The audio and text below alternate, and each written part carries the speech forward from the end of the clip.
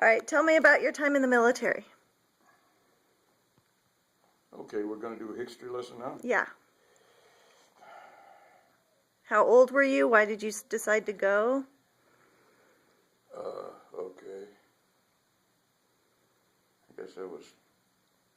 Well, at that time, there was a draft. And they draft you right out of your residency.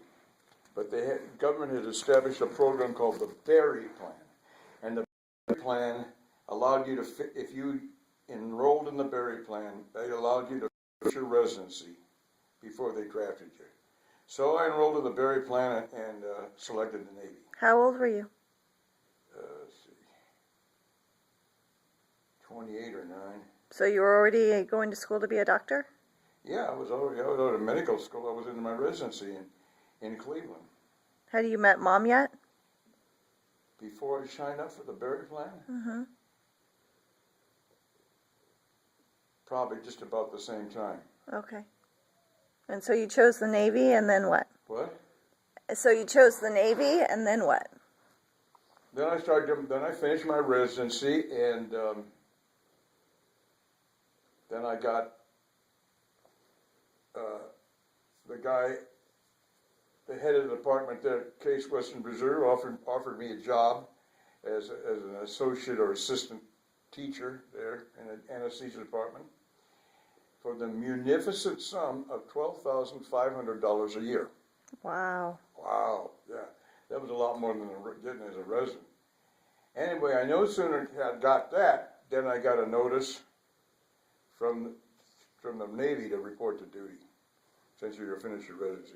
Did you have to go to any kind of boot camp or anything? Huh? Did they have any kind of boot camp that you had to go to? No, there was no boot camp. What they did is send you a bunch of tests, literature, plans. You went through them and you learned what do you call those things? Programs. Mm-hmm. Thick things you had to go through, and it taught you how to be an officer and a gentleman. I taught the military stuff, and you went through all that stuff, and passed a little test or so on how to do that, when you salute and when you don't, and all that stuff. And then when I got in, reported for duty there at Great Lakes. Once you completed that, you were made a lieutenant in the Navy, which is equivalent of a captain in the Army. 2 bars, 2 stripes. So I went to Great Lakes, and I spent a year in Great Lakes, 11 months in Great Lakes. And then I got orders to FMF, Fleet Marine Force, which meant Vietnam. And that was August 66.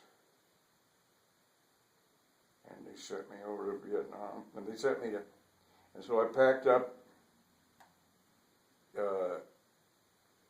your mom and Johnny, and he was just a little baby then, of course. Mm-hmm. And we got in that red Volkswagen and drove out from Great Lakes to the Air Force Base up there by San Francisco. And that was when we stopped. I think we stopped for a while. We might have stopped overnight in Council Plus to see my folks before we continued on. And that's when my mom, as we were leaving, I can still remember my mom says, "Drive carefully, Bill, precious cargo, precious cargo." Mm. She was talking about Johnny. Yeah. And your mom, of course, all of us. And then we went on to Clark. What's the name of that Air Force base? It's not Clark. Clark was in the Philippines. Anyway, it was up near San Francisco. And then I bade farewell to your mother and Johnny. And did you guys get a house or an apartment? what? Did Mom and John stay in a house or apartment? Well, at that time, they just left me at the airport. Oh, and then Mom just figured out... I can't remember what we did, if we stayed there overnight or something. But I remember they just left me, I just had to wait at the airport until I caught a plane. And then they went on down, your mom then went on down to San Diego from San Francisco there, and got an apartment at Harmarsh, on Harmarsh in San Diego, which of course is no longer there. Mm. The street is gone. Oh, wow. So then I went to, took a plane, a 6-engine DC-6, ancient airplane, prop plane, to Clark Air Force in the Philippines, which was subsequently inundated by what was it, Pinatubo or something, that just obliterated by the volcanic eruption years later. You remember that? You have to look it up. But while I was there, it was nice. I think I played golf there. Well, they had no idea. After I got there, I presented my orders to the commander. I was supposed to report to this ship. That was the next stage. They had no idea where the ship was. So I had to stay there in Clark until they found out where the ship was I was supposed to report to. So I played golf.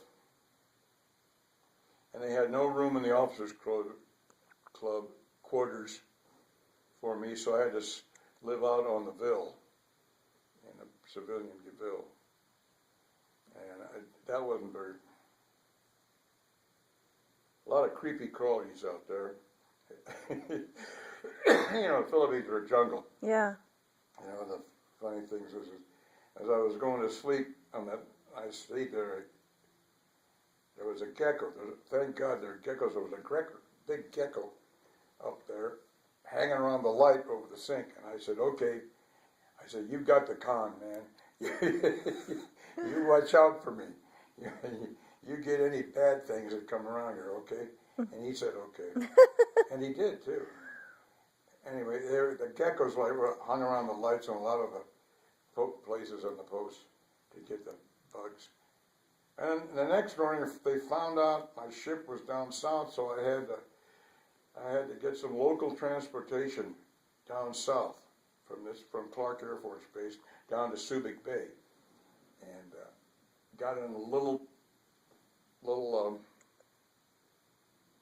bus, just like a muss in a movie.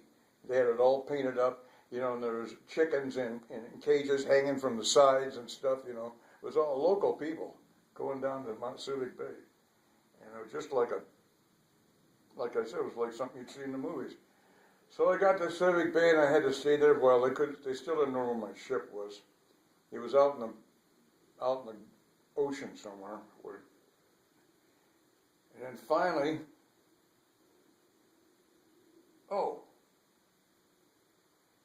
where did I go? Did I go to Subic Bay first? Yeah, I got to Subic Bay because I was sick there. And they put me in infirmary overnight because I had the flu or something. Then they sent me down to Saigon, which is even south of there, to find out where the ship was. And I spent a night in Saigon, trying to find out where my ship was. And that was like in the movies too, bicycles everywhere, lights, noise, racket. Anyway, someday I found out that my ship was down off the coast of the Delta down there. And so they sent me down, they put me in a single-engine big plane, ancient big plane, single-engine, huge plane, called the Buffalo. And they flew me down to a little coastal village town called Vung Tau. And then from there, a helicopter came in and took me out to the ship. As if you're in the ocean, the ocean is always kind of murky and overcast. And we got to flying out there. I'm in all this murk and overcast. I went, how the hell are they going to find this ship in all this? But they found it, because out there, nothing I could see out there. And that's a little gray thing, and it got bigger and bigger and bigger. That was my ship. Oh, we landed on the deck of the ship, and this guy came up, the anesthesiologist I was replacing, and he said to me, right there before we got on, I got off the helicopter, he got on. He said, all we got is penthrane. Penthrane is an anesthetic, volatile ether type anesthetic that hasn't been used for years now, and even then was pretty passé. And then he hopped on, and I hopped off, and there we were. And how long were you on the ship? That was the Iwo Jima. That was August We were probably on Iwo Jima till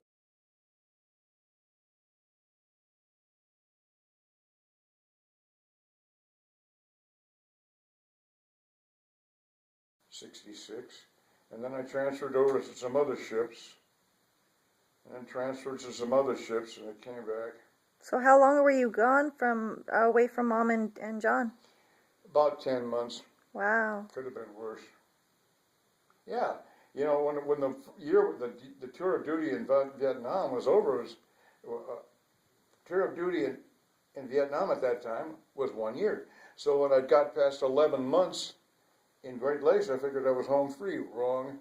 They desperately needed anesthesiologists out there, and so they sent me out there to replace this guy who'd been there 13 months or something. So you were a captain at this point?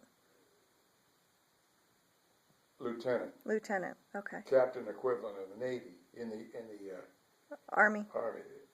I was a lieutenant in the Navy. Okay.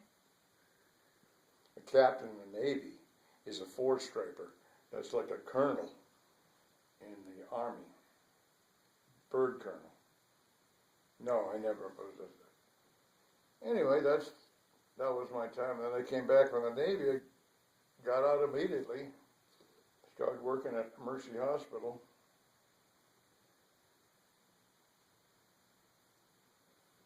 So when you were in the Navy, Vietnam, that was a 10-month thing in Vietnam, and then you were out? Right. Oh.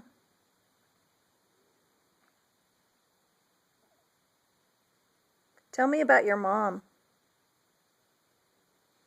What about her? Well, I never met her. So tell me what kind of a person she was like. She was a very strong lady, very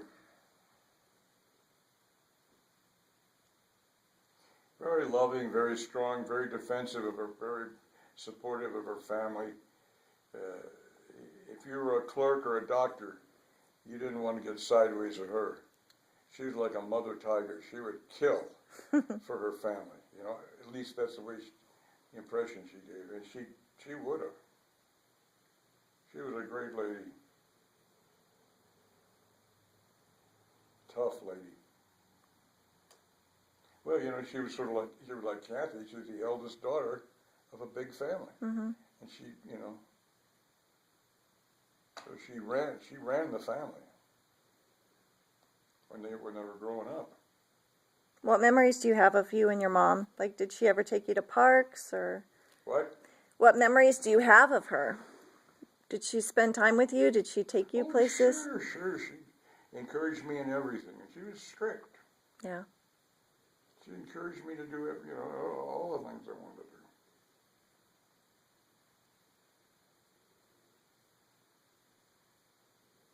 What did you do when you were a kid for fun? Usual baseball, you know, played basketball, and you know, with the guys in the fall. Never played on a team or anything. Baseball, we just played in the neighborhood. Never played on a team in baseball. And then you said you played in bands? Yeah. When did you start doing that? That would have been in the about 1951. How old were you? Just out of 8th grade. How old were you there? 14, something like that. 13. I don't remember. Let's see. I was born in. Yeah, I was probably about 13. Yeah.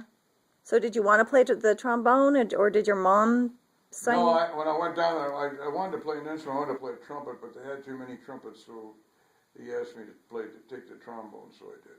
Oh.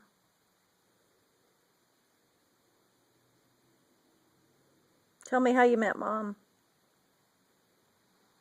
You met Mom at a party in Michigan. She was a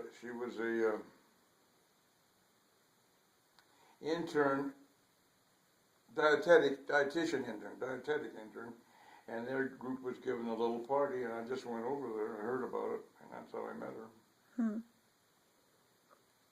Do you remember when you saw her, or what you said, or what she said, or what conversation you had? No.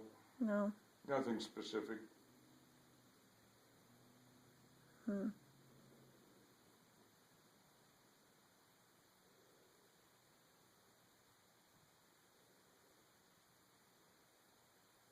So after you came back from Vietnam and you were working at Mercy Hospital, Mm-hmm.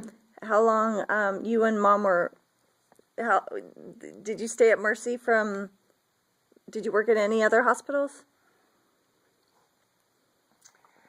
I worked at Mercy from 67 to about 87, about 20 years. Then I went to El Dorado. I remember It was that. a good hospital in those days. And I stayed there until I got tired of El Dorado, and I started working at various hospitals around. Mm-hmm. Because being a member of the Anesthesia Service Medical Group, you could kind of fill in and around as required.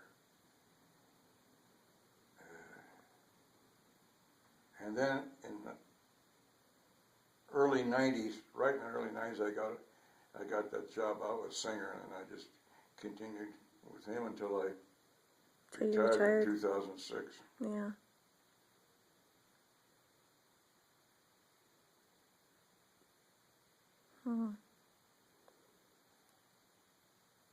That's an interesting story. I never knew about your Navy days.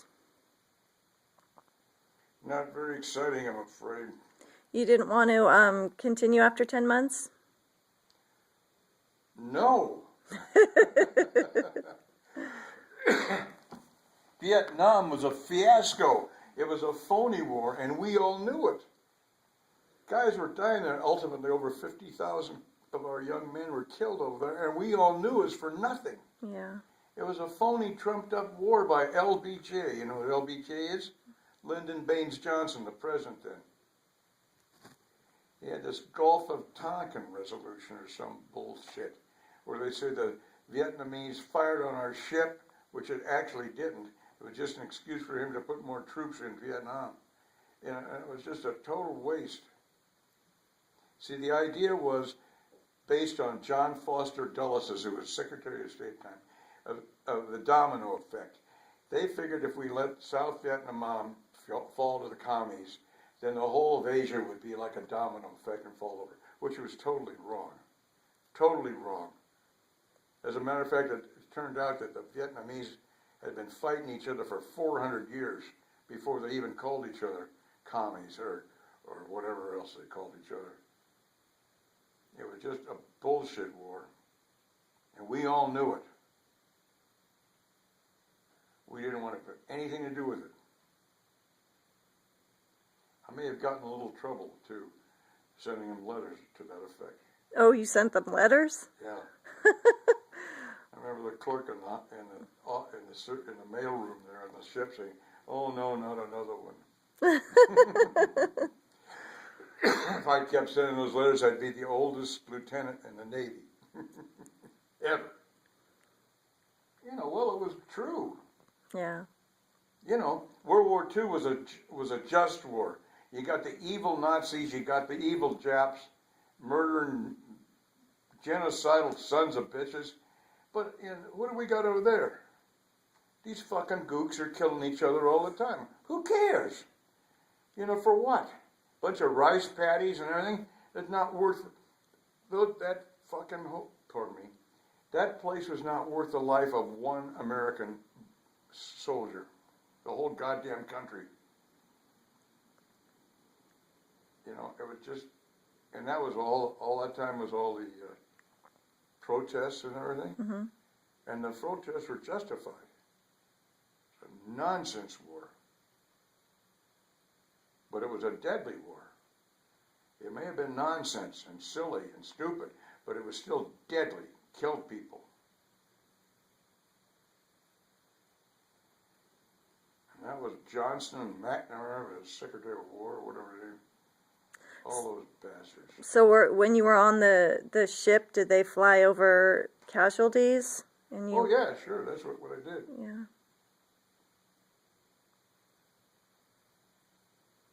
Yeah, we had a couple little operating rooms there on the ship, yeah. And if they were too bad, then they'd triage them back to the hospital on shore. Mm. Wow. What was the name of your ship again? It was on several ships. Oh. First one called the Iwo Jima. IWO JIMA LPH2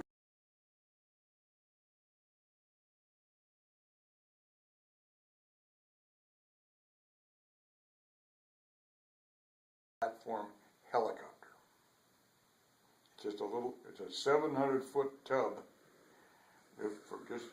for a battalion landing team, Marine battalion landing team. And since that time, they've incorporated in other types of ships. They've incorporated the hospital and the Marine and everything and all that stuff in different types of ships. After the Iwo Jima class, they had the Tarawa class, which they had, and now the Tarawa class no longer exists. They've had some since then, some other name, I lost track. And when you came back and you're working at Mercy, was Mom working as a dietitian then, or did she stop working when she had John? No, she never, I don't believe she ever worked. No. She was a home mom.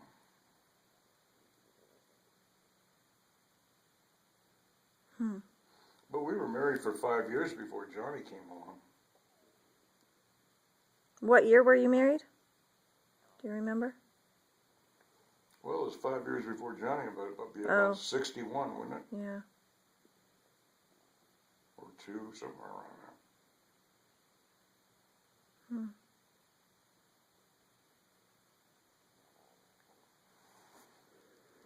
Now, don't put any of this stuff on the internet. No, I'm not. This is just for my education and my kids' education. And so Well, trust me, your kids won't care. yes, they will. They want to know who you are.